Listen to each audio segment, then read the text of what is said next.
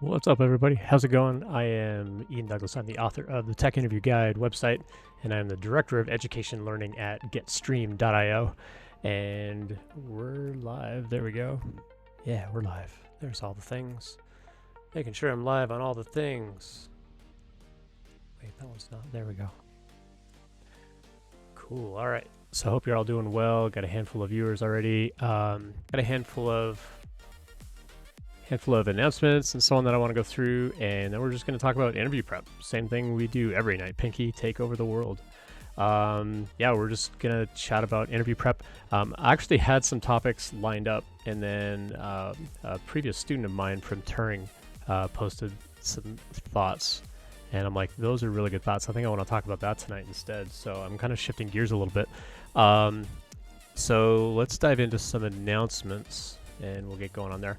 As always, if you're in chat, say hi, and if you've got questions, definitely drop those in chat as we go.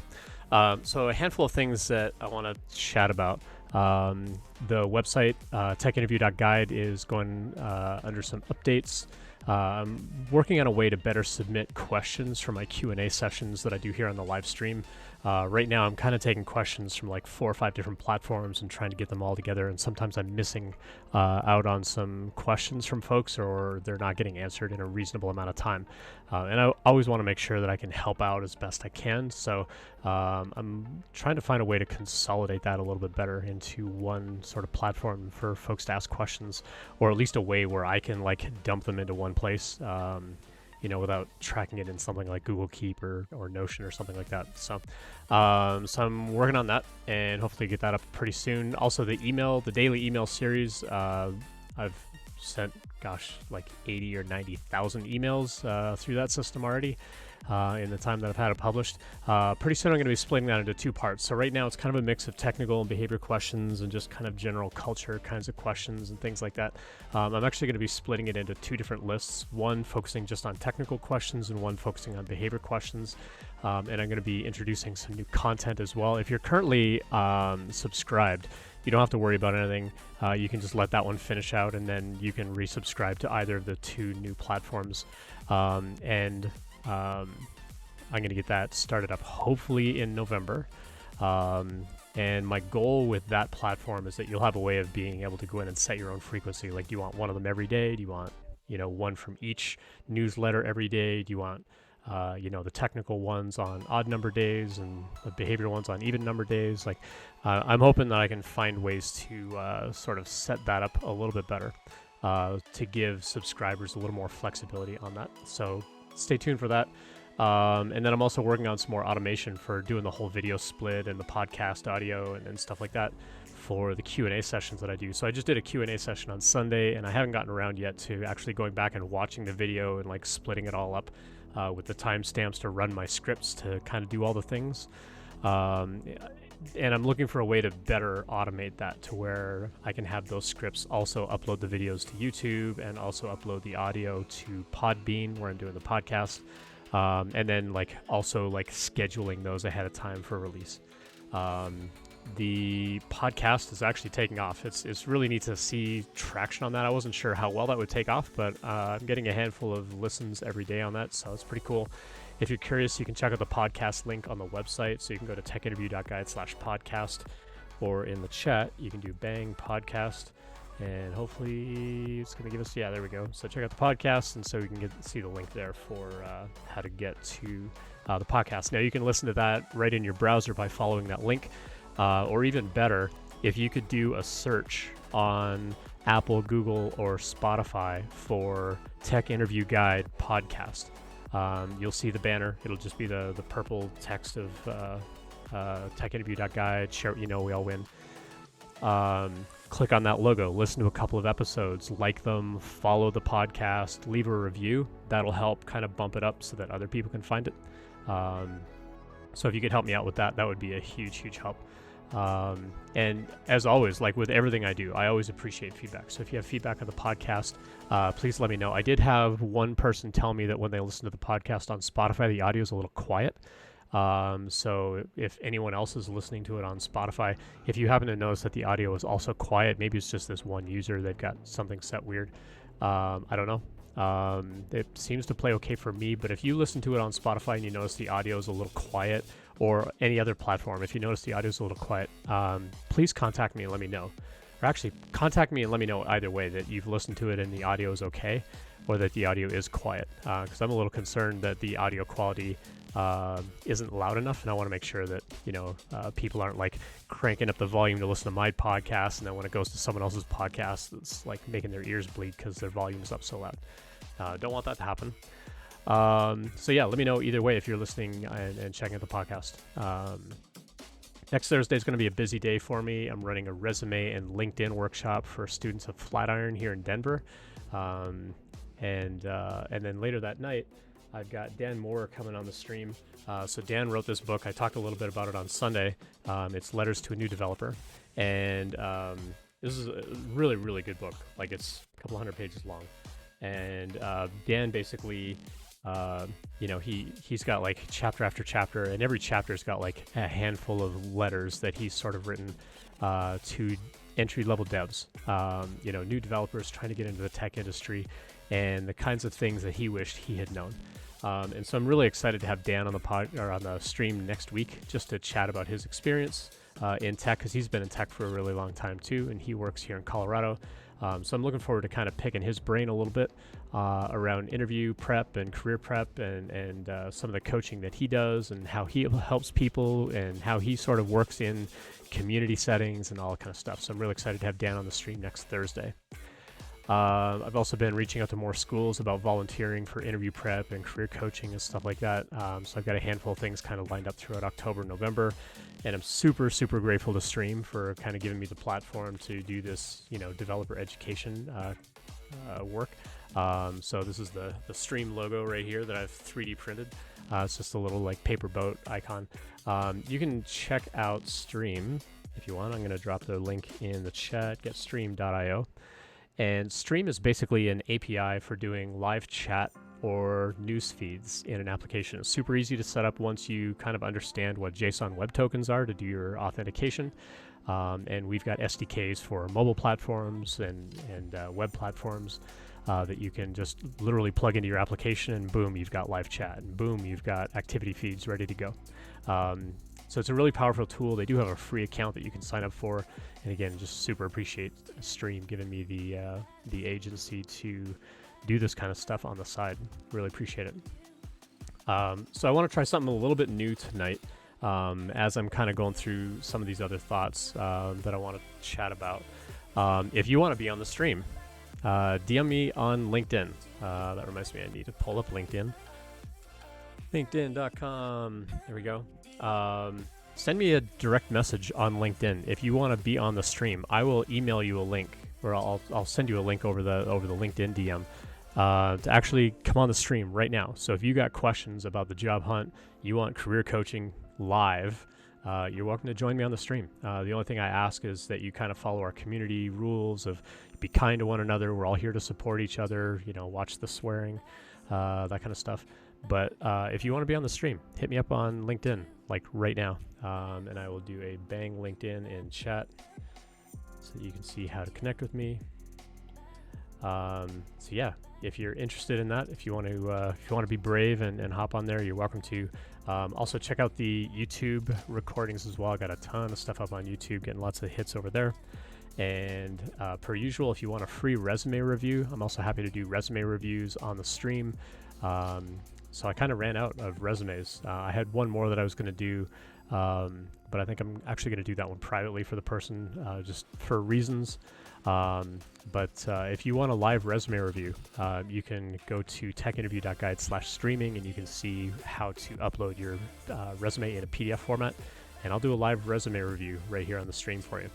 And so the only thing I ask there is that you anonymize it. So anonymize your name, your email address, and your phone number.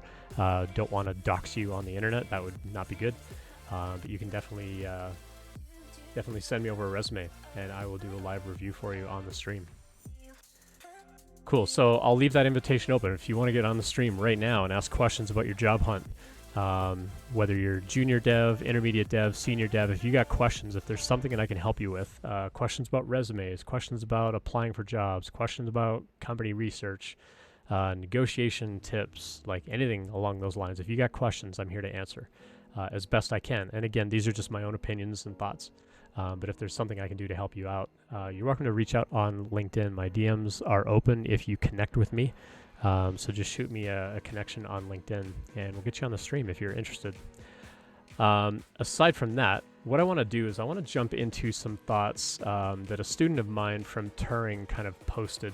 So Turing School of Software and Design, they've got a whole giant Slack community where all the students and alumni get together, and they often share stories about kind of their journey into tech, usually by way of like, hey, I got a job. Here's everything that happened about how I applied and how I had my interviews and what the interview process was like and whether or not I negotiated and all those kinds of things.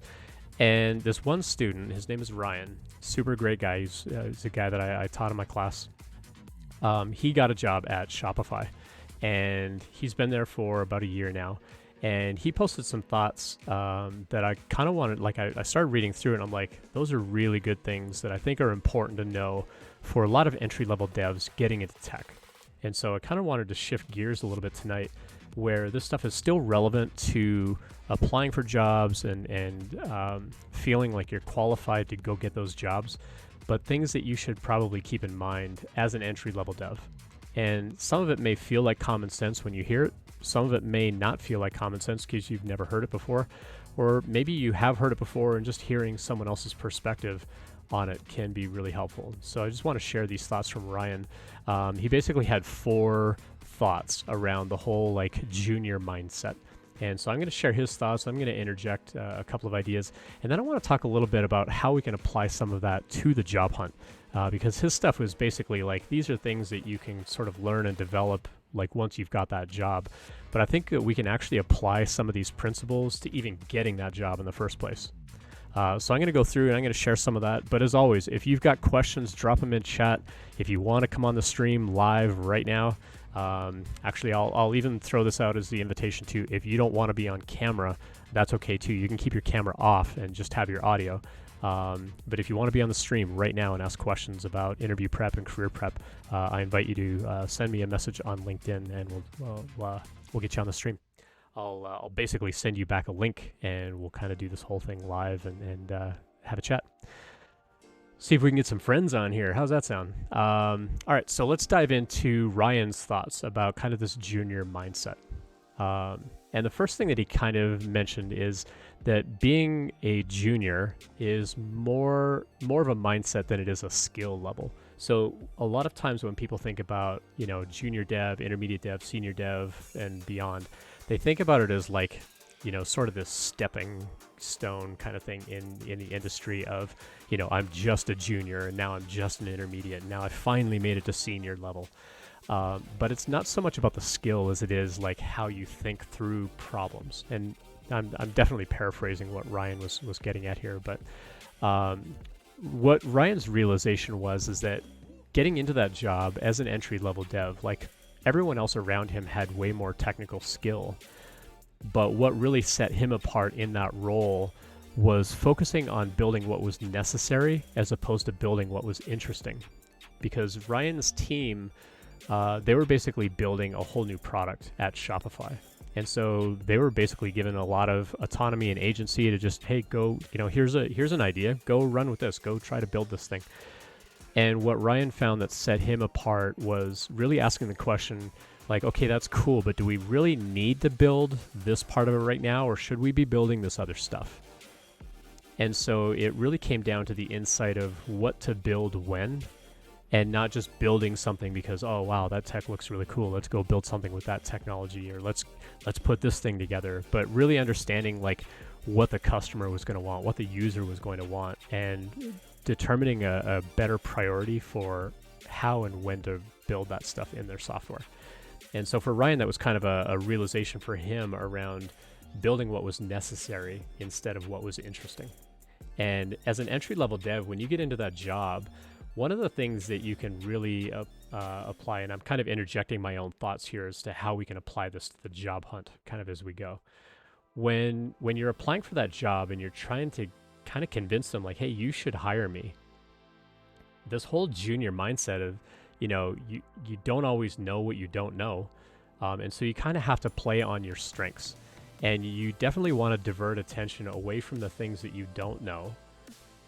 And really what you want to emphasize is, in order to get the job as well as to kind of keep the job once you're in there, is talk about like how you are going to use your skills to help the company. How are you going to make their life easier? They already know as an entry-level dev, you're going to take time away from the team. They're going to need to mentor you. You're going to have questions. You're going to mess up on stuff. And we're going to talk about that a little bit more. They know these things already. And so by focusing on here's how I can help and focusing just on the positives is going to really change that mindset in the interview process as you're talking to them and explaining like you don't have to draw attention to the fact of like, I don't know this, I don't know this, I don't know this, I don't know this. I went through a whole stage in my own career where because of the kind of programming that I was taught in college, we were learning like embedded systems. And so there wasn't a lot of use at the time for object-oriented programming. There wasn't a lot of like reuse of those libraries without like, building an entire library of things and like plunking that in your project every time. But we also didn't have the technical capability of having like gigantic pieces of software. We're talking like very small embedded systems. And so we had very limited memory to use. And so I went through this whole stage of my own career where I didn't really have a solid understanding of object-oriented programming. And so I actually had that on my resume. Like, I don't know object-oriented programming. Well, guess what? That meant nobody called me for the longest time. Because when you highlight what you don't know, it's a turnoff. When you highlight your negative things, it's a turnoff. And so we need to focus instead on what we do know. We need to emphasize how we are going to be helpful and how we are going to learn and grow. But you don't necessarily have to talk about, how you're going to grow during the interview, because they know that's just natively going to happen. And so really the selling point on this whole junior mindset when you want to get that job is selling them on the idea. And I was just talking to someone last night that I'm mentoring around this, as well as two different people that I'm mentoring on interviewing.io. And I've told them both, like, really the idea of getting that first job as an entry-level dev is you get to sell them on the idea of, hey, guess what? You get to mold me and turn me into exactly the kind of engineer you want on your team. You have the opportunity to shape me and give me a process to follow that is then going to set the example for everybody else coming into the company. I have no bad habits. I have no habits at all. And so you get to, you don't have to worry about untraining bad habits. And you only have to worry about training me on the things you do want me to do. And I'm going to do those well. That's the kind of thing that you need to get across in that interview. And so it can really sort of shift your thinking about how to get that job as well as how to do that job. And then once you're in that role, again, just focusing on like building what's necessary versus building what's interesting. I think it can really draw a lot more attention to you as a developer as far as how you're going to help the company and how you're going to benefit the company going forward. All right, point number 2 that Ryan brought up. He was talking about his progression as a junior dev and was talking about how it's not just about writing code. It also gets into things like collaboration, going to meetings, doing like code reviews, like pull request reviews and things like that, and really building up that work relationship in order to have trust on the team. Because if your team can't trust you, there's going to be a problem. If they can't trust, like if I give you this task, you're going to go do that task. Or if I give you this task, you're going to work on it as best you can. When you have questions, I know you're going to come to me with questions. But if they can't trust that, if their whole impression is, oh, if I give you something, like I don't know if it's going to take you a day to do or a month to do, or if you're going to do it at all and you're just going to like go sit in a corner and not do anything. Without that trust, you don't have a team. And as a manager, that would be my job inherently, is to go take care of the team and make sure the team is working well together. And so as a manager, I would be having one-on-ones with my entire team, asking them, hey, how's it working out? Working with this person, working with that person. Like, do you spot anything that I can talk to them around growth areas? And I won't mention your name, but like, I can kind of sit them down and go, hey, I've kind of talked to the whole team and here's some things that I would like you to work on. And that starts to build up that trust a little bit more. And so by asking lots of questions as a junior dev, once you get that job, ask lots of questions and document the heck out of everything you learn. I'm kind of going through that process right now at Stream, where we're hiring engineers and we're trying to find out from them, like, what did you know when you came into the job? What didn't you know when you came into the job? And how well did you get training, or were you just kind of thrown in the deep end of the pool and expected that you could figure out how to swim and figure out how to do what you do without letting you do something and then telling you you're wrong?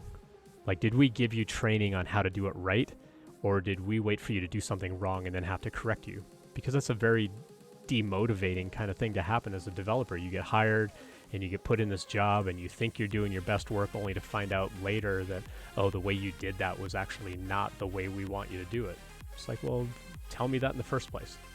And so I'm going through right now and I'm actually building out architecture diagrams, and I'm building out all kinds of documentation around the process that our developers should be following, so that when we hire them, we can say, hey, here's how we do things. This isn't the only way to do things, but this is how we do things. This is Stream's way of doing it.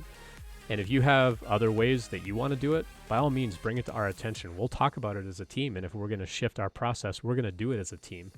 We'll talk about it and we'll try to figure out what the best approach is going to be. But if you've got ideas, that's why we're hiring you. You're bringing your own background and you're bringing your own experiences to our team. And we're hiring you because you're going to make the team better in some way, whether you're just contributing or whether you're actually giving new ideas on how to do things better. And so we want to rely on that as a team. And so we want you to come to us and give us these other things. As a junior dev, though, that feels a lot more intimidating to do because, again, kind of going back to this idea of like, you don't know what you don't know yet. There's still so much that you have to learn that you're not always going to feel like you are contributing, because you're not always going to be there sitting down and writing the code. But you're also going to be sitting in a lot of meetings and you're going to be asking a lot of questions. You're going to be hearing a lot of information. So write that information down, because not every organization has like an architecture diagram built out. Not every organization is going to have documentation around, all the different systems and how they communicate and, where they get spun up on, whatever hosting service they're using, like AWS or Azure or Google Cloud or whatever. They may not have any of that written down anywhere, but it's kind of this tribal, what we call domain knowledge. And so write that stuff down, document that stuff, and then give that back to the team and say, hey, how correct is this? Do you spot anything in here that's like glaringly wrong? Because it's far easier to go in and correct something than to write it in the first place. And it does feel a little bit like grunt work, for lack of a better term. Like, it's not the glamorous kind of work, but that's okay. As an entry-level dev, again, you need to show them how you're contributing to the team in some way. And if it's just, hey, I don't know these things, I'm going to ask questions, and now I'm going to write that down, and now I'm going to give that documentation back to the team, that's still helping the team. It's especially helping the next person they bring on the team, because now they don't have to do that. And it's going to help them get up to speed much more quickly than you're getting up to speed. And so it's helpful all around, and you're going to start to make a name for yourself for being that helpful kind of person on the team. And you're also then going to be setting the example of how to ask questions, when to ask questions, how to document that stuff, where are you documenting it, where are you sharing it, how are you making that available for everyone else to read. You're now setting that example of this is how we do what we do at this company. And so again, it's about what you're bringing to the team and not what you don't know. So how do we apply that kind of stuff to the job hunt? Well, it really comes down to the idea of communication skills. And with communication, I kind of tie this in a little bit with the idea of networking and outreach, where you want to start networking earlier than you think you need to. And you've heard me say this on the stream if you've listened to the stream for any length of time. If you wait until you see a job post, it's probably too late to start networking to get that role. Because by the time they post it, well, as soon as they post it, they're getting all kinds of applications right away.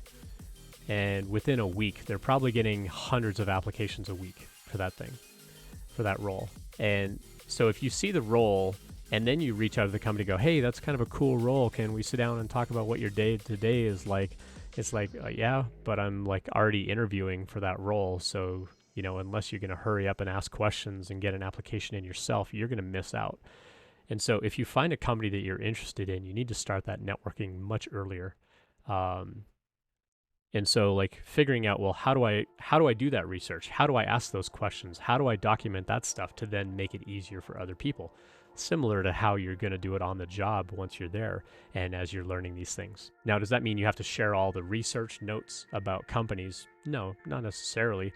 Although if you realize like, hey, I researched this company, but it didn't work out for me, you could write a blog post about it and say, this is what I learned about this company. Well, guess what? As you learn about that company, you're going to learn about the industry, and you're going to start to examine, well, is this really the kind of industry that I want to work in? And who's their competition? Because just because that company doesn't want to interview me, or maybe I did interview, but I didn't get the job, now that I understand what's going on and I've practiced a little bit, I'm going to go apply to their competition and go find another company who does what they do and apply to a job with them, or say, hey, you know what? I've been kind of networking around different folks in this industry. You don't have to specifically call out that other company. You can say, hey, I've been getting to know other people in the industry and I'm really interested in this. And I'd really like to talk to you about like getting a role at your company someday. Do you have some time for a talk? And then you can start talking to them about the things that you're researching about their company. And get them to clarify things, get them to answer questions about their company, get them to answer questions about their day-to-day, and then stay in regular contact with them. Because that's kind of going back to the idea that Ryan had around like asking these questions and having this feedback loop and building that trust is going to make you a better teammate. Well, if you're doing that as part of your job hunt process, then you're also then showing people what you're going to be like as a coworker. You're going to be able to show them like, hey, this is what it's going to be like to work with me. I'm going to communicate on a regular basis around what I'm working on and the kinds of things that I'm building. And so by having that sort of feedback loop, you're going to be much better prepared than when that job does come around and you can say, hey, cool, I'm going to put my name in for that. And then you can send them an email message or, whatever, however you're staying in contact with them and say, hey, Ian, I applied for that job. I think I'd be like a really good candidate for it. Like, what are your thoughts? Could you talk to the HR team about my application? I've already submitted it. Like, can you go find out some status on it? Well, now if they go to HR and they say, hey, my friend Ian applied for this job, can you look up their application? Like, is there anything we can do to get them in for an interview? HR's more likely, it's not guaranteed, but they are more likely to kind of fast track you through the initial part of the process, or they might put you at the front of the line because somebody inside the company said your name. And so now when they look up your application, you're a far more appealing applicant because you know somebody at the company. And so that's kind of why I put a lot of stress and attention on why networking is so important. And so kind of going back to Ryan's point around like communication and building up this trust and so on, these really fit together. And then once you do get that job, you're going to continue that whole communication thing and you're going to keep asking questions and you're going to keep showing them how you're going to like turn this around and help other people and kind of build community around you. Cool. I'm going to take a pause there just to take a drink. I started the stream with a handful of announcements. And one of the things that I mentioned was if you want to be on the stream tonight, if you want to join me on the stream, connect with me on LinkedIn. I dropped the links in chat. You should be able to scroll back and chat and see those. If not, you can do an ! LinkedIn in the chat and you'll see how to connect with me on LinkedIn. And I'll accept all invitations on LinkedIn while I'm on the stream. And if you want to be on the stream right now and ask me questions about your job hunt, I will send you a link on how to like get connected and we'll get you on the stream live. So if you're feeling brave and you got some questions to ask, I'm happy to do that. If you don't want to be on the stream, I totally get it. If you don't want to be on camera, we can have your camera off and just do audio. But if you don't want to do either of those, you're always welcome to just drop your questions in chat and I will address them there. Now, Twitch did have their whole like data leak yesterday. Was it yesterday? I think it was yesterday. And so there are some questions about like, are people going to leave Twitch? Am I going to stay on Twitch? For now, I'm going to stay on Twitch. I am considering using, it's another platform. I think it's called Restream. It's a paid thing. I think it's like $12 a month or something, but I can basically broadcast to a whole bunch of platforms at the same time. I actually got approved for doing live LinkedIn video, and I can live stream on YouTube, and I'm going to see whether I can do the same live stream on Facebook as well, because I have a Facebook page for the Tech Interview Guide. I think it's facebook.com/techinterviewguide, or is it techinterview.guide? I always get that one mixed up. It's techinterview.guide on Facebook. So if you want to connect with me on Facebook, you can do so through this link. And so by using Restream, when I go live on the stream on Thursdays and Sundays, I should be able to broadcast out to all the platforms. And so feel free to connect with me any way you want to. And any way that I can help out. That's really what I'm here for. It's just to kind of share my thoughts and my perspectives, and have people on the stream that are also happy to help you out and answer questions as well. So cool. I'm just going to take a little drink break.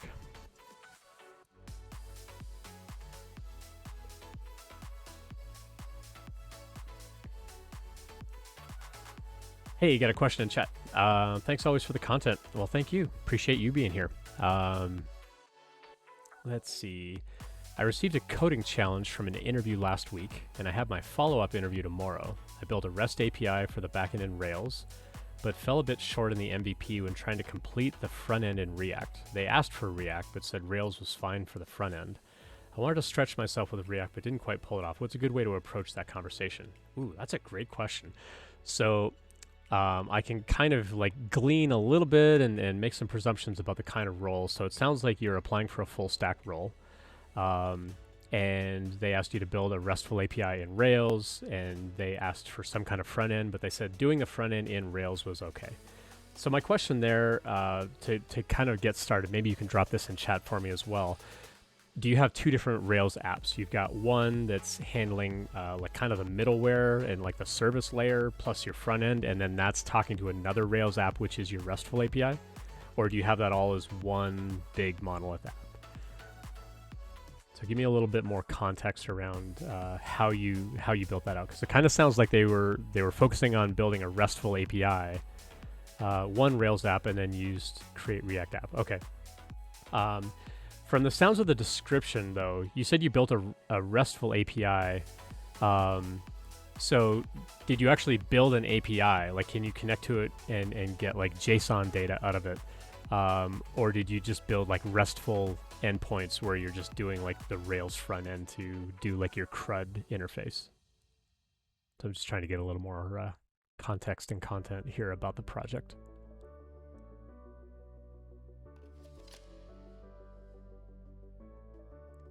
And I know that there's always lag between when I see your chat and I respond, and then you've got to wait for my audio to actually come through. So it's functional and it gets the data over to the front end. Okay, so it sounds like you are transmitting in JSON format from the sounds of it. So if you are transmitting the data in JSON, so I guess like another handful of questions, like is this for an entry-level role? Or do you have like more experience in tech? I guess those would be the things to kind of go from there.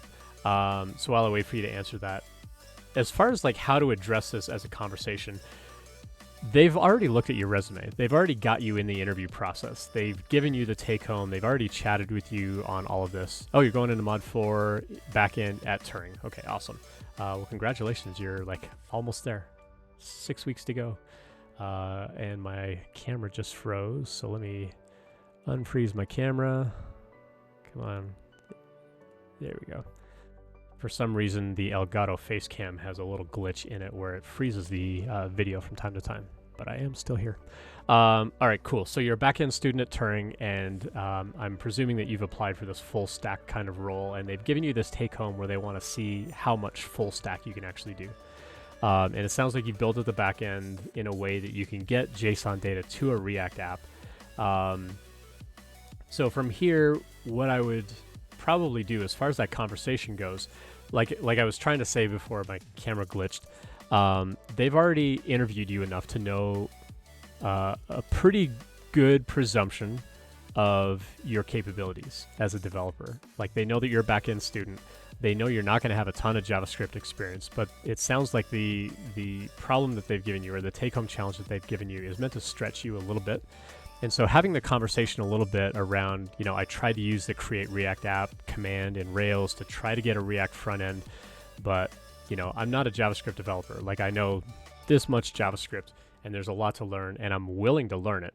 But in the amount of time, like I really wanted to focus on the Rails backend because that's my strength and I wanted to show you my best work.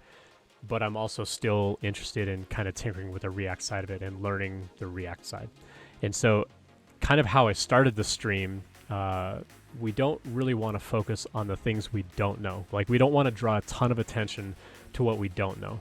We want to draw attention to what we do know and how we are going to contribute to the company. And basically your contribution is, I'm going to go learn this stuff.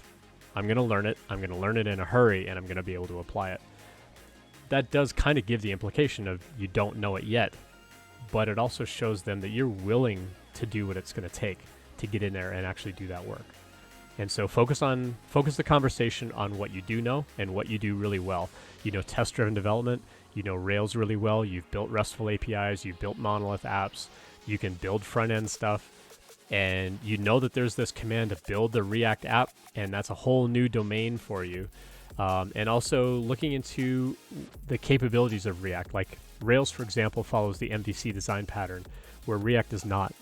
And so understanding, go learn just enough React to know how much similarity is there with Rails, and is there knowledge that you can transfer about Rails and how you've done that service layer and things like that you can apply to the idea or the concept of a React app, and talk to them about how you're going to transfer that knowledge from one to the other and say, hey, I'm not a React expert. I've barely touched React, but this is what I have learned. And this is how I'm going to transfer that knowledge that I have about Rails and apply as much of it as I can to React, and I'm going to get up to speed because I'm already familiar with some of these design concepts and design patterns, and this is how I'm going to get up to speed, and I'm going to hit the ground going with this. And so again, just focus on how you are going to contribute, and you're going to contribute by transferring that knowledge. But don't focus on I don't really know JavaScript that well, and I don't know how to do testing, and I don't know React, and I don't know how to use, package managers, and I don't know how to use blah, blah, blah. Don't focus on what you don't know. Focus on what you do know and how you're going to contribute to the team. That's really the strong selling point there, is you want to really pitch you're gonna pick this stuff up in a hurry, and you're gonna learn, and you're looking forward to working with the team and help fill in the gaps in your knowledge, and that's really all you need to say is I'm looking forward to working with the team so that they can help me really get up to speed on this in a hurry. But here are other things that I had to learn in a hurry at Turing to get up to speed really quickly, because I had 2 weeks to build this project, and I had to go learn OAuth, and I had 2 weeks to go build this thing, and I had to go learn whatever.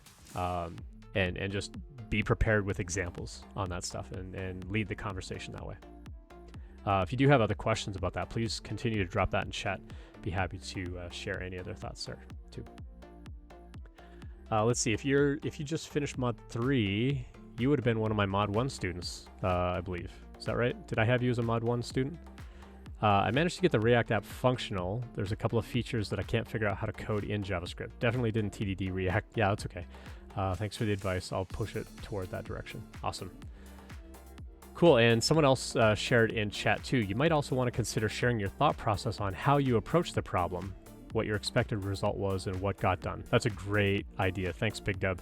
Appreciate that perspective as well. And that's absolutely something that you want to talk about too, is you want to talk about I use the create React app, and this is how I started to learn all these concepts, and this is how I was trying to figure out, what these different components were and how they were going to communicate and how all that was going to get out to the Rails side of it, and how Rails was returning that data, and then how am I, using that data within React. So yeah, I agree. As much conversation as you can draw, and this kind of touches a little bit on what we call system design, around what's that communication back and forth. Did you have what we call an API contract, where you're talking about what that JSON data workflow is going to be. Like when the front end sends that request to the back end, what is that request going to look like?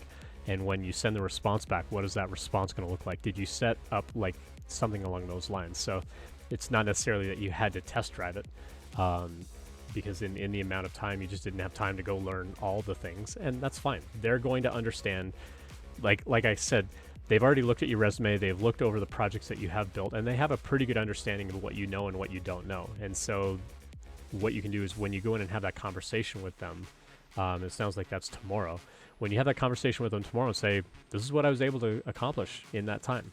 I got the Rails thing done, and I've been tinkering with this React thing. Couldn't get it all done, but this is the progress I did make in only a couple of days. And use that as kind of the stepping off point of having the discussion about, that was just a couple of days. Imagine what I'm going to be able to do a week from now, 2 weeks from now, as I continue to grow in this area, and just really sell them on how quickly you can learn these things and apply them. Ryan F. for Mod 1, cool. We're explicitly told to use Rails and React. It sounds like they were. Well,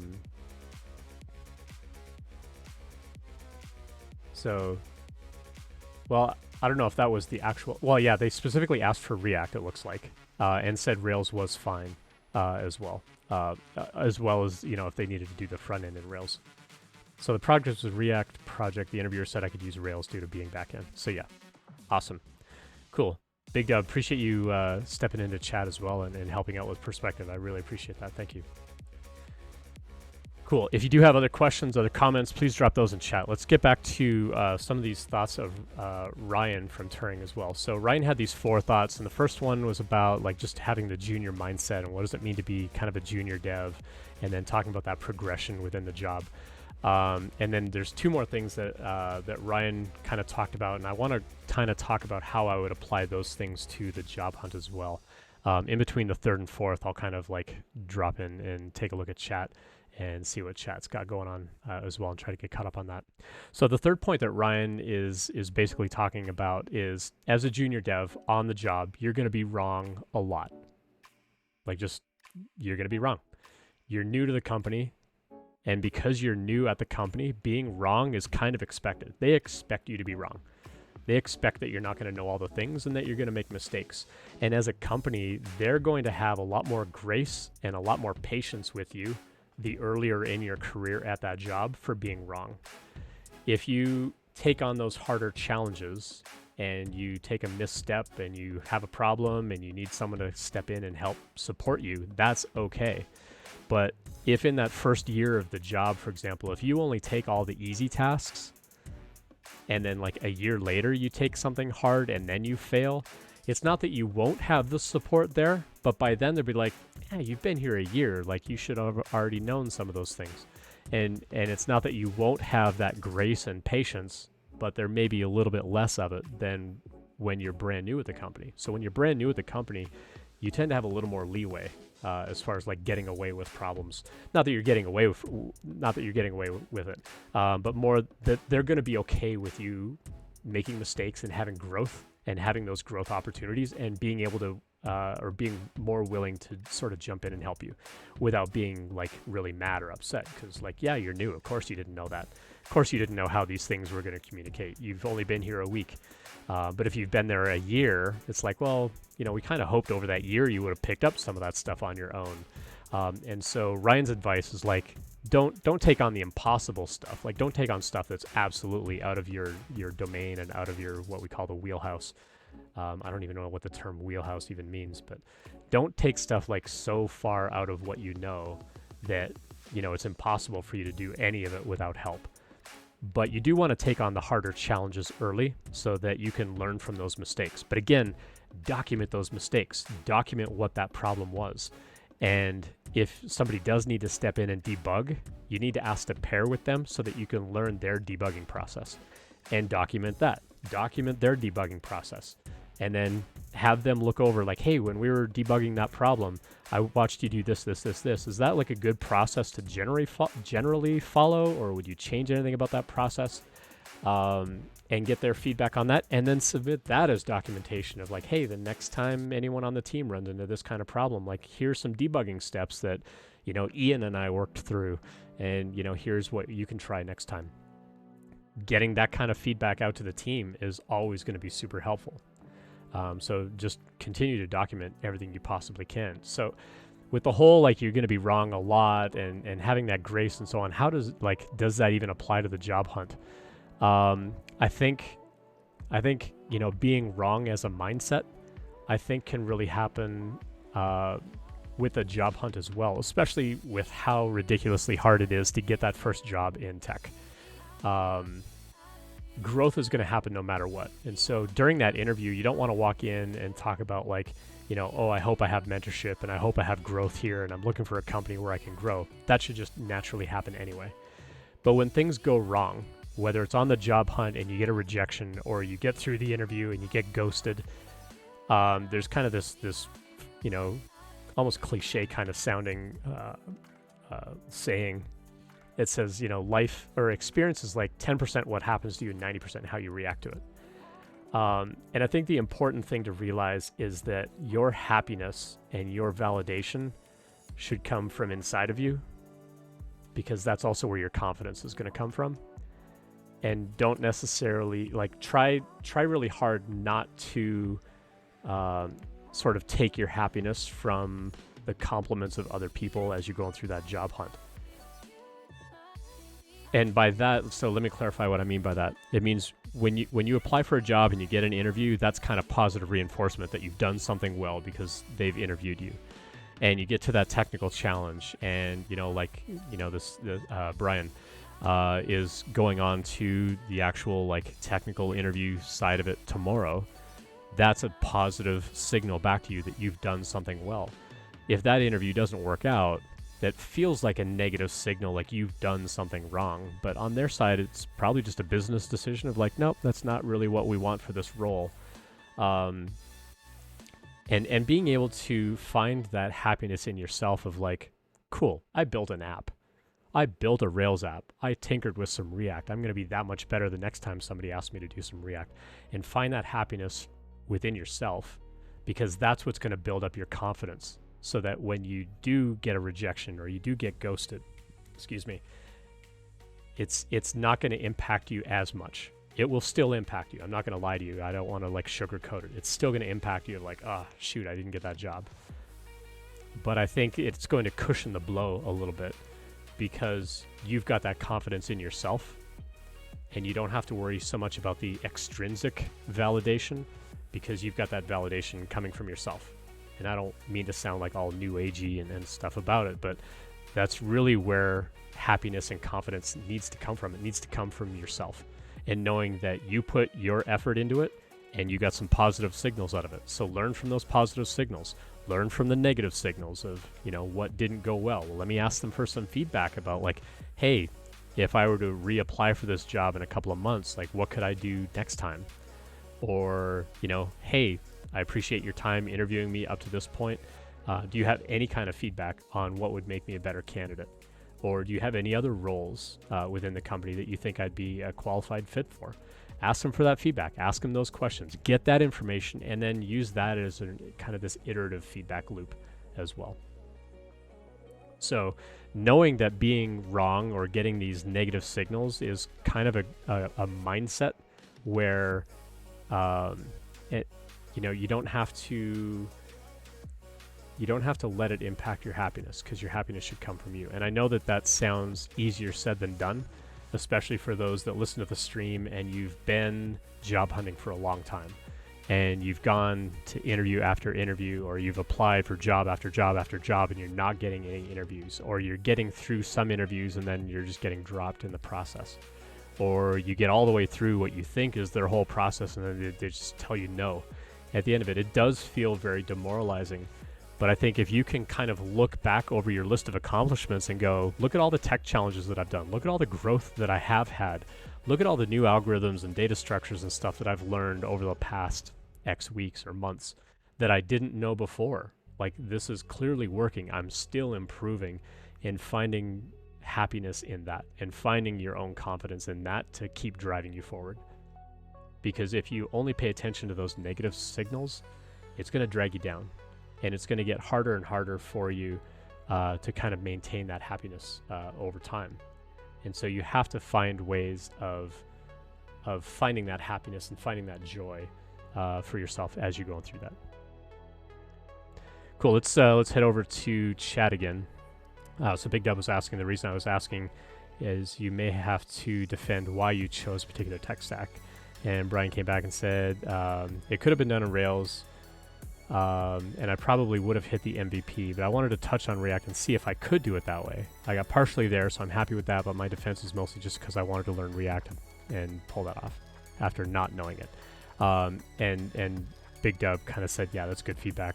When I was hiring green team members to join the team, the biggest characteristic that I looked for was a demonstrated ability to learn, not just to learn tech, but to learn things and express an interest to itch a mental scratch. I love that. That's great. Tech always changes, and if you can't learn, you won't succeed. I absolutely agree with that. 100% agree with that. If you signed up for tech thinking like, once I learn X, I'm done for life, you're in the wrong industry.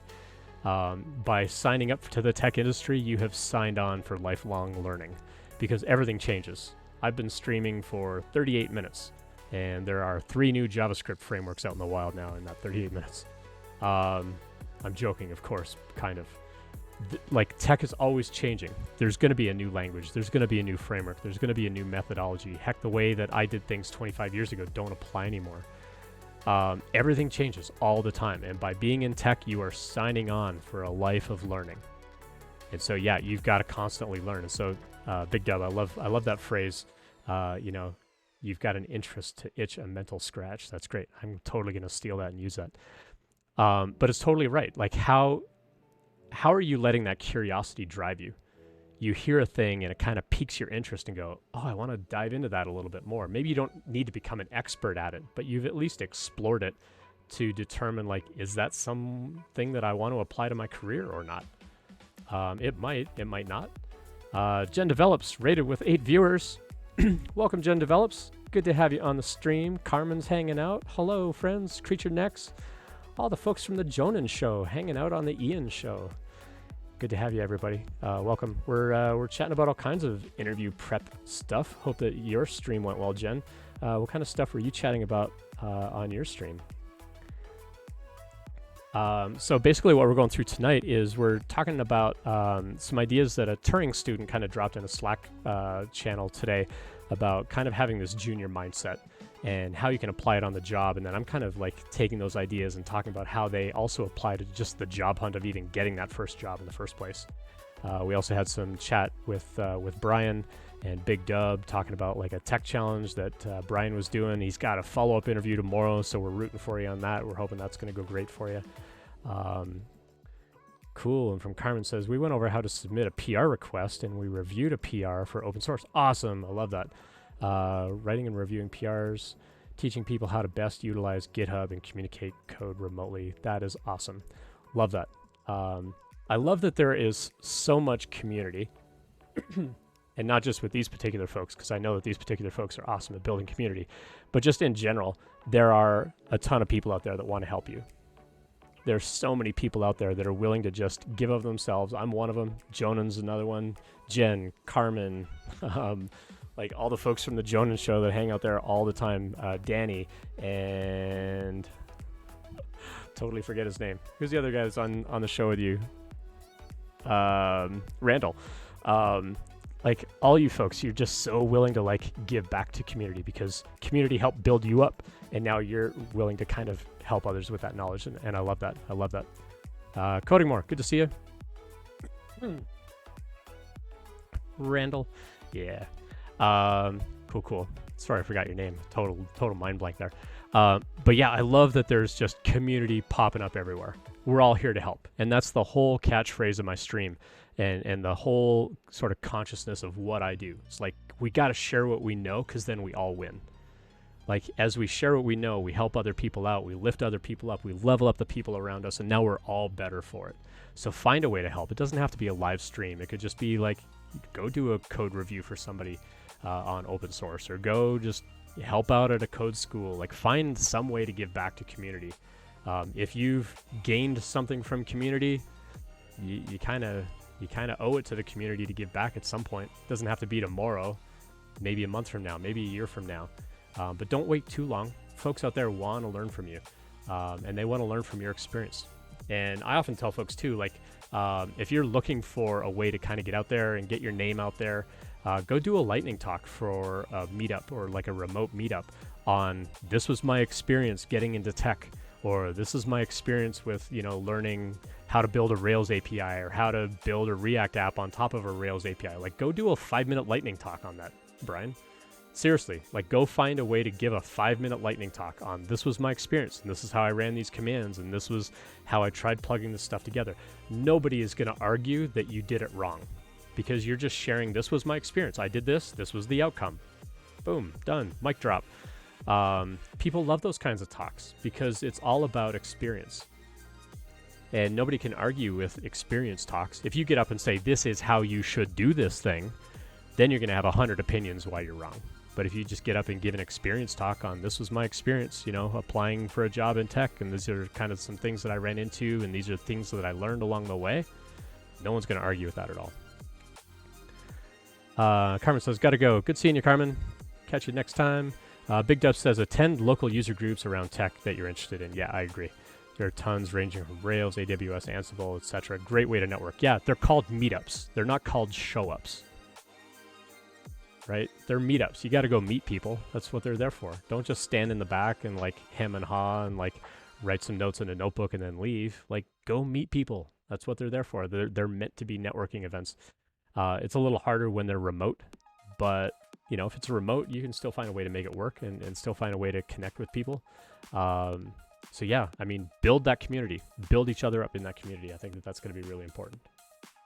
All right, let's get to Ryan's fourth point here. And then I'll definitely, as always, if you got questions, comments, stuff like that, drop it in chat.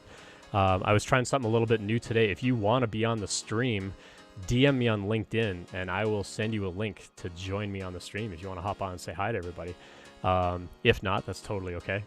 I'm always happy to take questions in chat, but I thought I'd try something a little different and just throw the invitation out there. If you ever want to be on the stream, just DM me on LinkedIn and I'll shoot you a link and you can join us.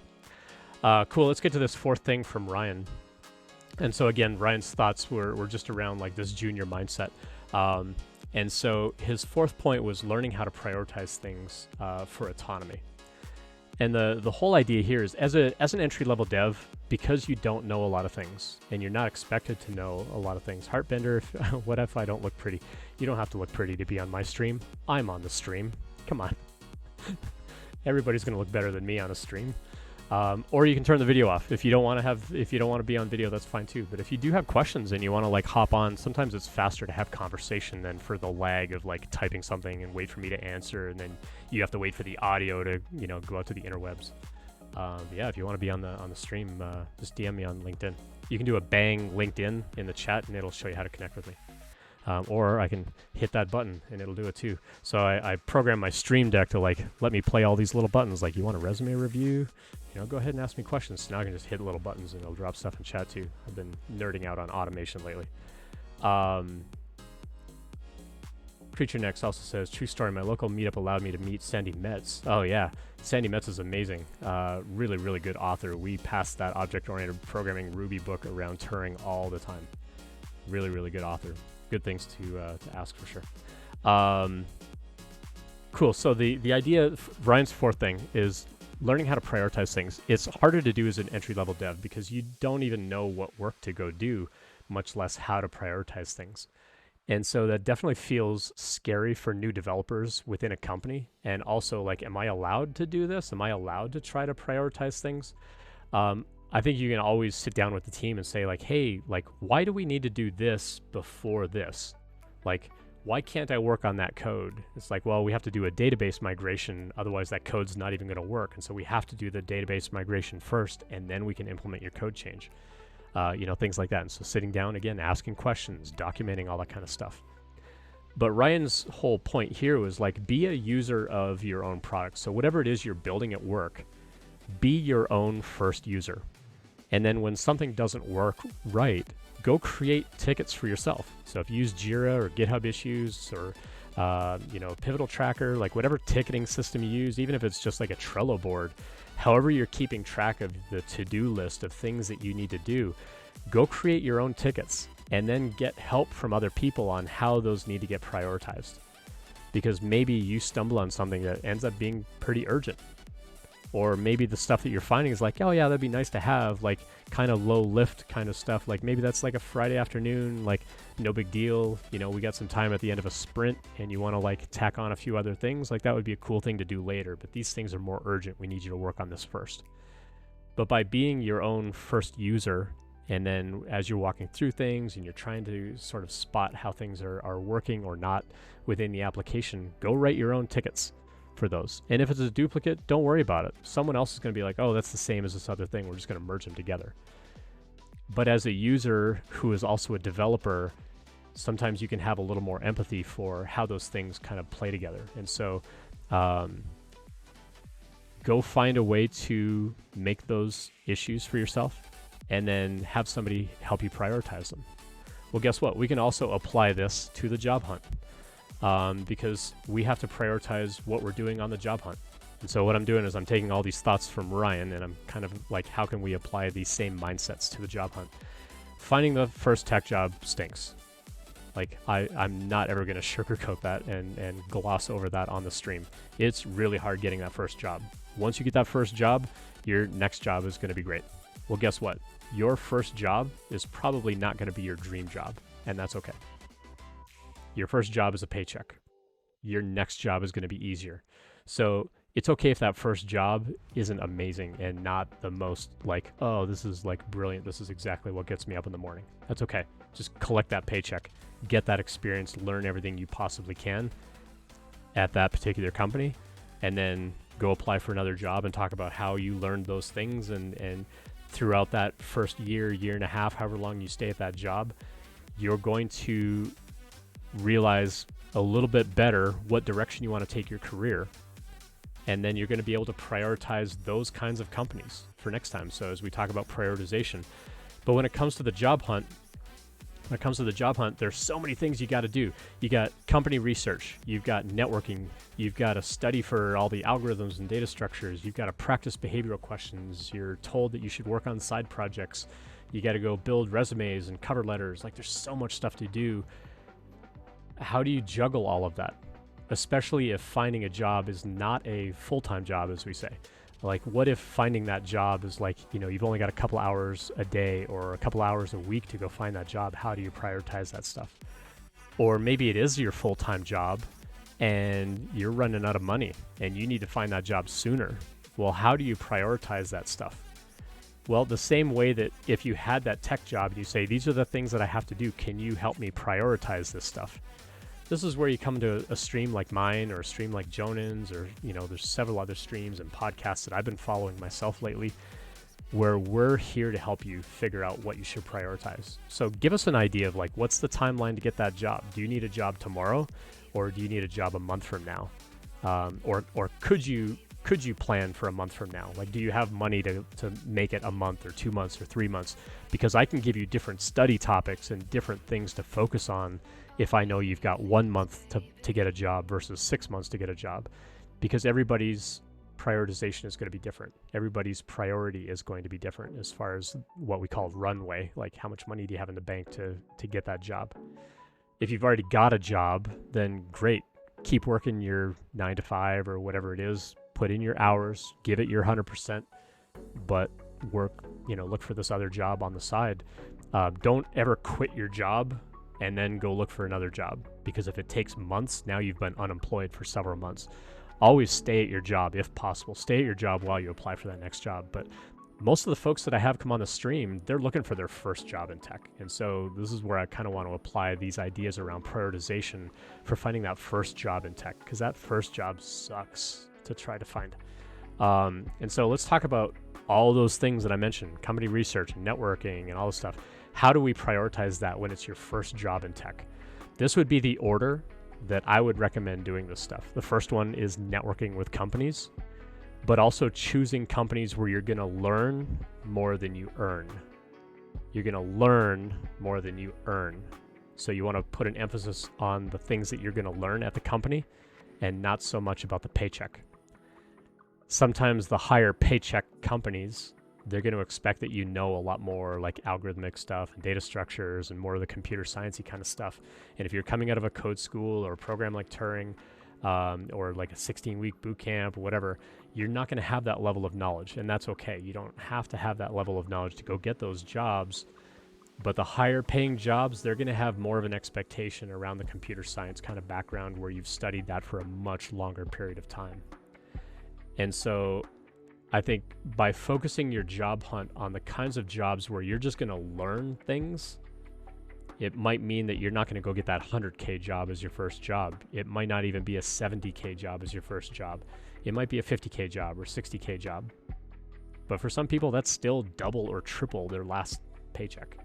So that's okay. 50 or 60K is nothing to sneeze at. My first job out of college was $30,000. I was working tech support for an operating system company.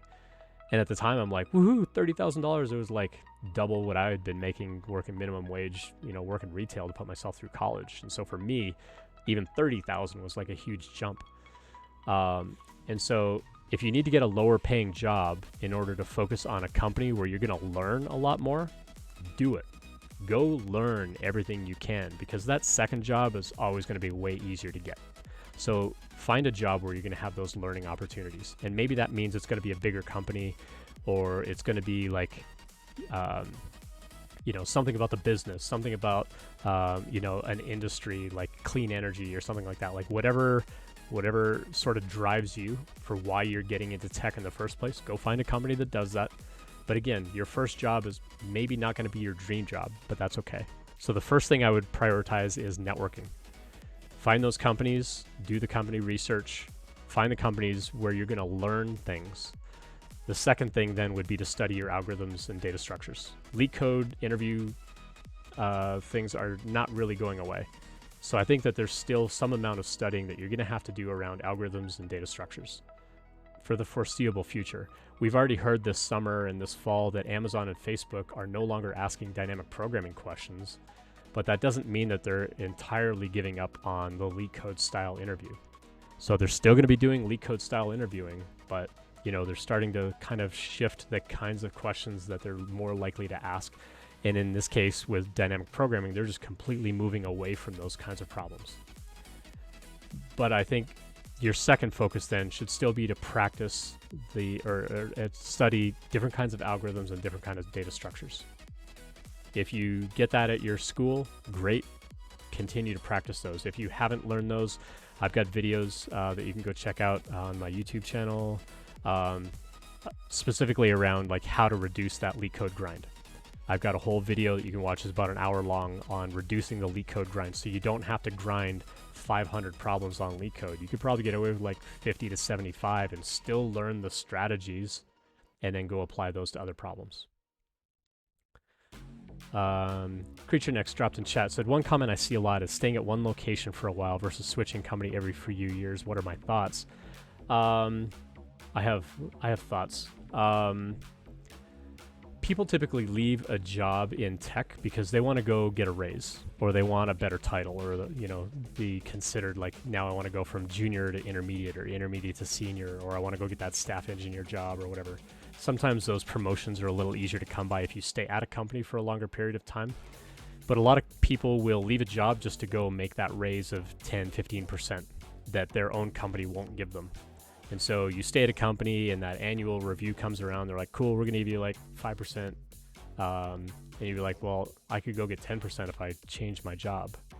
You don't want to like say that back to them, because you don't want it to be this ultimatum kind of thing. I was listening to someone's podcast earlier today, and they're like, don't ever make it an ultimatum. Don't ever say like, give me 10% or I leave. They'll be like, bye.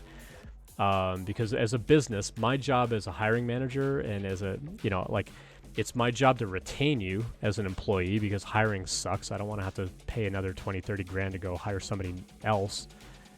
But that 20, 30 grand is like a one-time expense, where if I give you a raise, that's like an ongoing expense.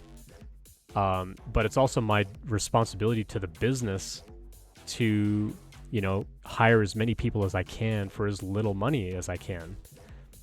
That doesn't necessarily mean that I'm making a personal choice to pay Randall less money, for example. where I'm actively saying, well, I don't like Randall's haircut, so I'm going to offer him less salary. That's just my bias and prejudice coming out. By the way, I like your haircut. But there are things that that companies need to be able to do from a business perspective to keep the stakeholders happy and keep the business people happy. But they also need to keep you happy, because if you're not happy, you're going to leave anyway.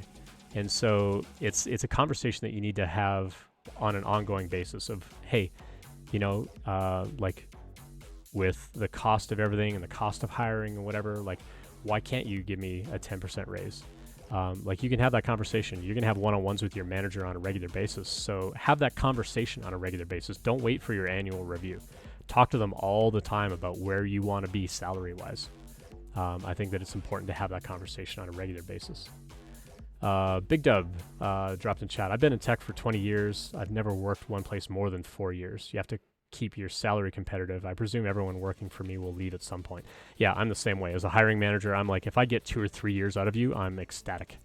If I get less than a year out of you, I consider it's not really a waste of time, but it's disappointing to us if you leave within a year, because it means maybe we did something wrong as a company. And so if I hire somebody and they want to leave within their first year, I make a very pointed effort to sit down with them and really dive in. Like, I really need your honest feedback about what can we do better as a company? What can I do better as a manager? What could we do better as a team to get that feedback from you so that I can make those improvements? If I absolutely cannot retain you as an employee, then I need to know how I can make things better for other people.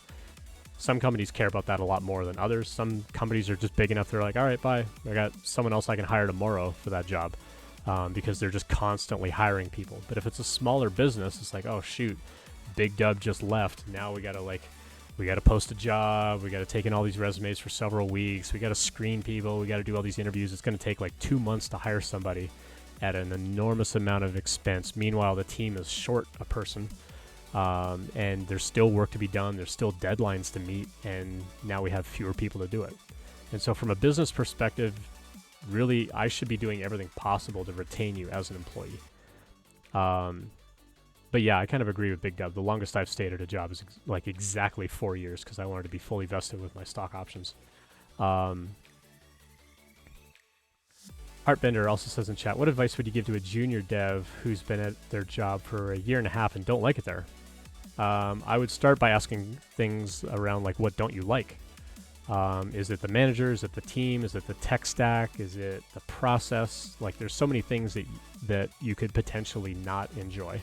Is it the salary? Is it the benefits? Is it perks or lack of? Are they expecting you to go back to the office and you don't want to?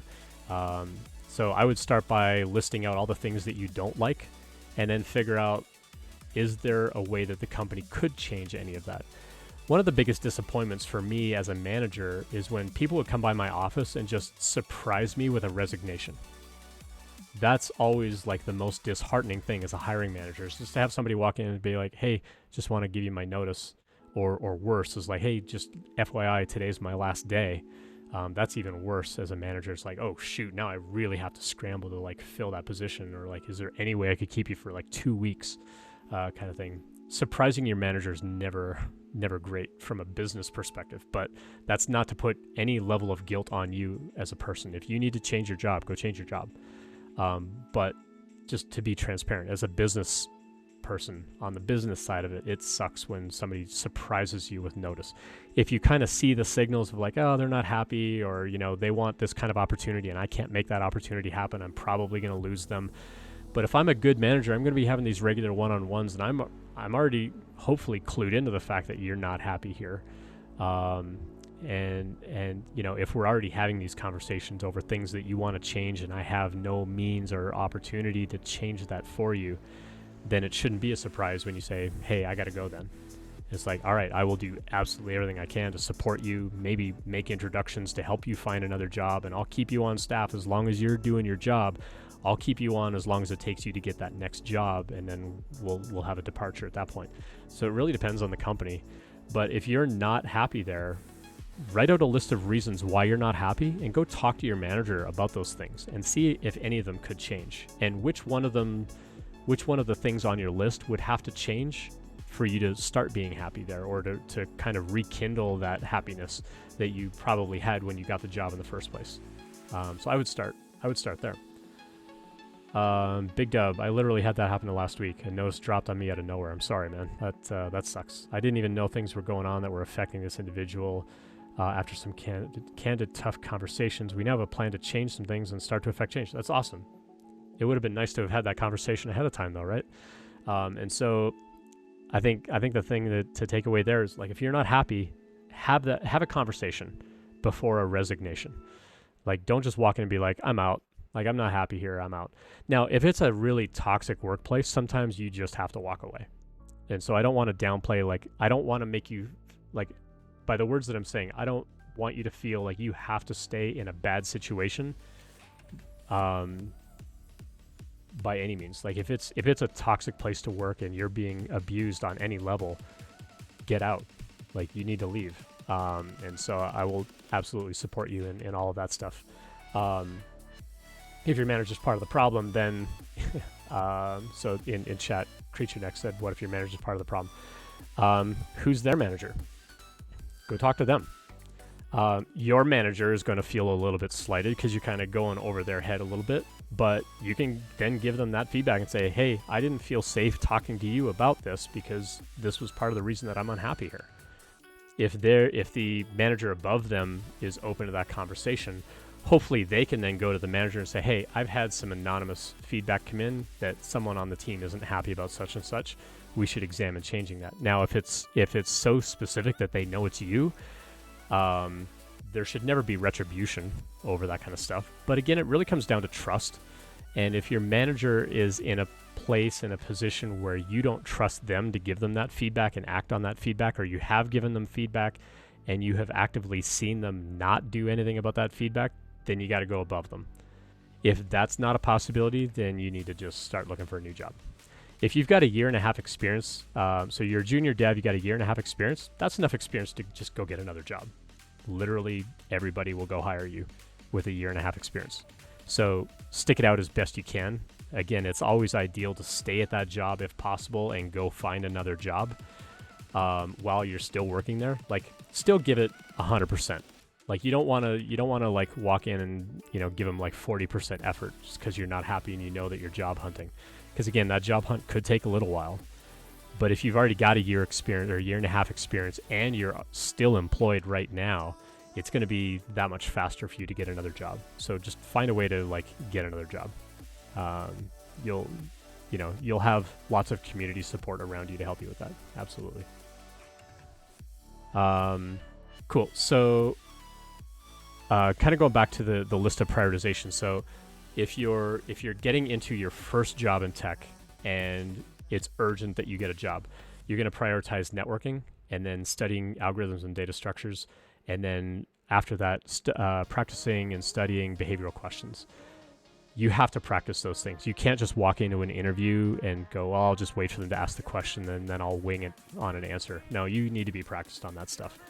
We talked with Lee Gonzalez several weeks ago, and our whole theme was like, you have to be prepared for these interviews. You have to walk in knowing how you're going to answer some of these kinds of questions. It's okay for them to stump you from time to time, but if every question they ask you, you're like, oh, that's a good question. I need to think about that because I wasn't ready for that answer. That's going to start to show being unprepared, and you're not as likely to do well in that interview. So go find, common behavior questions in the tech industry. Go write out some answers, practice them, refine them, get them down to like 90 seconds. You don't want to ramble on and on. Get your answer down to like 90 seconds, 2 minutes max. Use the STAR method. There's lots of sort of frameworks out there that you can use to sort of shape how you want to come up with those answers for those behavioral questions, but study those. So networking, and prioritizing companies where you're going to learn things more than you're going to earn a paycheck. So if that means getting a lower paying job to have a job where you're going to learn more at that first job, do that. Study your algorithms and data structures, practice your behavioral questions, and then from there, prioritize customizing resumes and cover letters. It is a process. I did a video a couple of weeks back on kind of my thoughts on how to craft a cover letter, and the resume workshop I'm doing next Thursday, I'm going to be recording, I'm going to try to record the audio for it And then I'm going to use that to kind of rework a bit of a workshop that I'll put on YouTube on how to create a resume. But I've also got a lot of those thoughts written down at my website at techinterview.guide. I think it's chapter 9 is the resume chapter, where I talk about building a really long resume with everything on it, and then you're going to trim that down to one page as you apply for a job, because it's way faster to trim things out and sort of whittle it back down to one page than to try to come up with one page in the first place that's going to feel that you've customized it for a particular company. And so towards the end of that list of what to prioritize, prioritizing customized resumes and cover letters. If your priority is getting a job, doing the networking and studying the data structures and algorithms, I would do that and send out a slightly more generic resume. But be aware that sending out generic resumes is very obvious to hiring managers. But if you can customize it even a little bit, then that'll be better. But prioritize those other things, and then prioritize writing a custom resume for that job. If you're super interested and you've networked with that company, and it's a company where you're really lined up with what their industry is doing and what they're doing as a business, that's going to come through the cover letter and come through the interview process anyway. The last thing I would prioritize there are working on side projects. If you're that crunched for time to get a job, I wouldn't worry so much about having all the side projects. I would just focus on the quality of the application, which is the networking and so on, and then studying up on algorithms and behavior questions. Like focus your attention on that. If you need a job really fast, those would be the things I would prioritize. And then aside from that, enhance those quality applications by making customized resumes. But as much as possible, you want a customized resume no matter what. Because if I'm looking at a resume and it looks too generic, I'm going to pass on it anyway. And if you need that job in a hurry, it might be worth spending a couple of minutes crafting a custom resume, or at least like reorganizing things so that you look like a better candidate for that job. And so the workshop I do next week, I'm going to record that audio, and I'm going to maybe just do a whole session. Maybe I'll do that this coming Sunday. Maybe I'll do that as a practice run for my workshop on Thursday. I'll talk about just building out a resume and then how to trim that down to one page afterwards. Maybe I'll do that for Sunday's stream. And then next Thursday, as I mentioned, we're going to have Dan Moore on the show. He wrote the book, Letters to a New Developer. Really, really good book. It's about 200 pages long. Highly recommended on Amazon. It's a really great read. So he's going to be on the show next Thursday, and we're going to talk to him about interview prep and advice that he would give to folks. He's been in the industry for about 20 years as well, and he works up in the Boulder area too, so he's a local for me. Looking forward to having him on there. Given that caveat is my own resume one page, I can craft my own one-page resume, yeah. I've been in the industry for 25 years. I've worked at a lot of jobs. I've worked on a lot of projects, but I can look at a job post and I can figure out how to craft that down into a one-page summary. But one of the things I put on there is like, I literally put on my resume, if you want a full job history, go look at LinkedIn, because literally everything's on there. And if they're really that interested in my whole background, they can go check that on LinkedIn. Yeah. Mind putting that book in chat? Yeah. The book is called Letters to a New Developer by Dan Moore. And I think it's letterstoanewdeveloper.com. So I think you can literally just put the title of the book, letterstoanewdeveloper.com, and it's Dan's blog, and there's links to the book on Amazon that you can order. I don't know if there's a Kindle version. I bought the hard copy because one of these days I want to meet up with Dan and have him autograph the thing for me. Anytime a friend of mine writes a book, I always try to buy a hard copy and see if they'll autograph it for me. But Dan's a really great guy. He's really tuned in with the local Ruby meetup and loves helping people out. Again, just one of these folks that are just more than willing and ready to like help community out. So I'm really looking forward to having Dan on the stream next week. Cool. So that was kind of Ryan's take on kind of the junior mindset and how I would also take those mindsets and apply that to the job hunt. So hopefully that's helpful. Yeah, you're always welcome to, leave questions in the YouTube chat, because I get all these videos up on YouTube later on. But if you got other questions, other things you want to chat about, let's drop it in chat. I'm happy to hang out for a little bit. Happy to kind of give my thoughts or perspectives on other things. If you want to hop on the call and like say hi to everybody real quick, DM me on LinkedIn and I'll send you a link to join in, and we'll get a little screen going here where we can get a whole bunch of folks on just to say hi. If you got questions, sometimes, like I said, it's easier to have conversation and like, you type in chat and I got to wait for it to show up in chat. And then by the time I answer it, the audio's got to go out to the internet and blah, blah, blah. So if you want to ever hop on the stream, just DM me on LinkedIn and we'll see if we can get some folks on here. I was trying to figure out a way, like, is there a way I could do like a call-in thing, like with a phone number and like get the audio in to the stream somehow. So I might tinker with a few ideas around that sometime. I think that could be kind of fun, like have people like call a phone call and like do almost like a live radio kind of show of like, sometimes it's easier just to talk things through and be able to ask the questions back and forth without all the lag of waiting for the internet to get things out there. But yeah, any other topics that y'all want to talk about tonight? We've been going for almost an hour and a half, so I'm getting close to my cutoff, but I'm always happy to nerd out on all these things and give perspectives on stuff. Otherwise, for the folks that joined after I did all my announcements, I'm going to kind of recap the announcements real quick again. So I'm updating the website for a better way to ask questions to submit for the Q&A sessions that I do on the stream once in a while, or more frequently lately. So stay tuned for that. I'm going to have a way on there to ask questions. The daily email series that I have right now, you can go to techinterview.guide/daily-email-series. I don't have a shortcut for that, but if you go to the techinterview.guide website, you'll see a link on the menu on the right side for the daily email series. Right now, it's one email series that goes out, and it's a mix of technical questions and behavioral questions. I've been working over the last little while to split that into two different lists, where one list is going to focus just on technical questions, and the other list is going to focus on behavior questions. I'm hoping to launch that in November. And I'm also working on some other sort of like cool automation stuff in Python for like splitting up these videos into smaller bits and like get the audio for the podcast and stuff like that.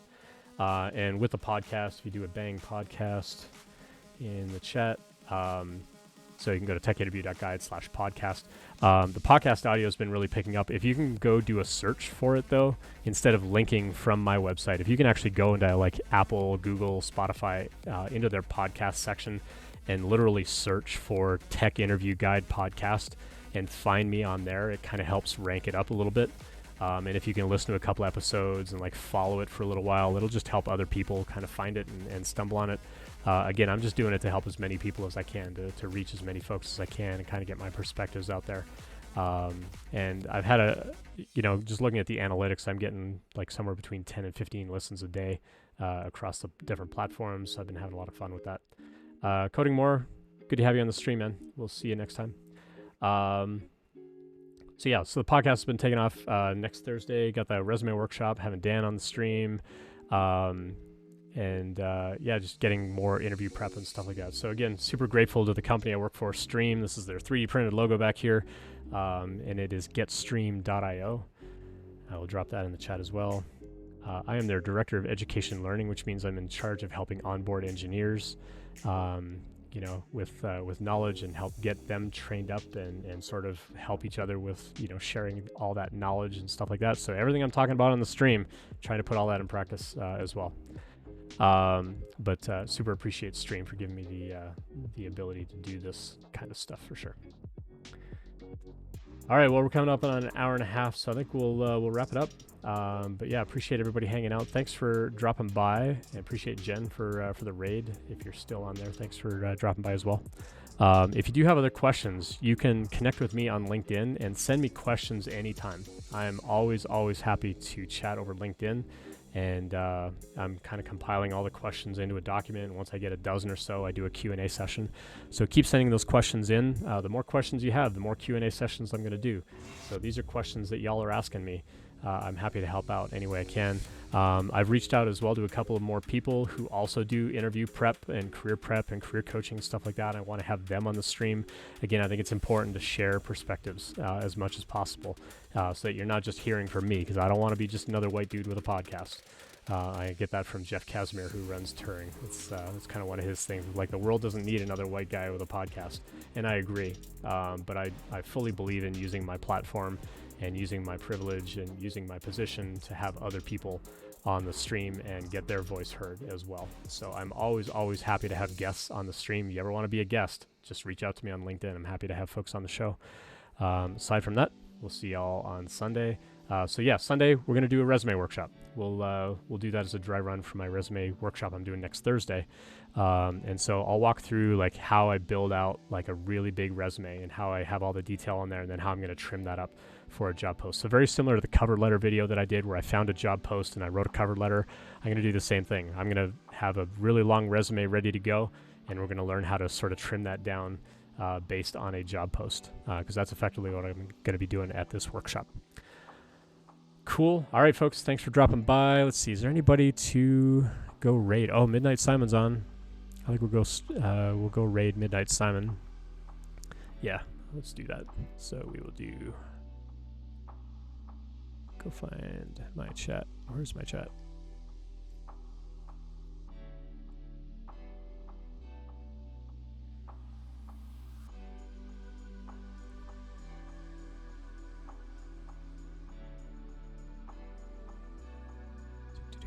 Somewhere in here. There's the chat. All right, so let's go raid Midnight Simon. Cool. So we're gonna go raid Midnight Simon in a little bit, in 5 seconds. So we'll see y'all on Sunday. Have a good night, everyone.